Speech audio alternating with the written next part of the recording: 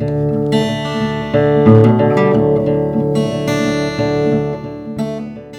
বিরতির পর আবারও সিনেমায় ফিরছেন ঢালিউড তারকা মাহিয়া মাহি। যুক্তরাষ্ট্রে অবস্থানরত এই অভিনেত্রী অভিনয় করেছেন নতুন সিনেমায় অন্তর্যামীতে, যার মাধ্যমে তিনি ফিরেছেন লেডি অ্যাকশন চরিত্রে। সিনেমাটি পরিচালনা করেছেন সৈকত নাসির। এই বিষয়টি ফেসবুকের একটি পোস্টের মাধ্যমে নিশ্চিত করেছেন মাহিয়া মাহি নিজেই।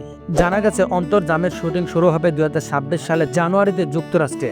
এরপর দৃশ্য ধারণ হবে থাইল্যান্ড ও বাংলাদেশে। সিনেমাটির অ্যাকশন দৃশ্য পরিচালনা করবেন কলকাতার খ্যাতনামা অ্যাকশন ডিরেক্টর বাবা যাদব।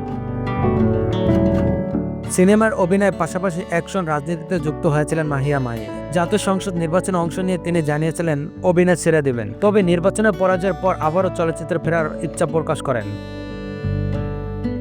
তবে এরপর তাকে নতুন কোনো সিনেমায় দেখা যায়নি। চলতি বছরের জুনে অনেকটাই নীরবে যুক্তরাষ্ট্রে পাড়ি জমান তিনি। সেখান থেকেই ফিরছেন নতুন উদ্যমে বড় পর্দায়।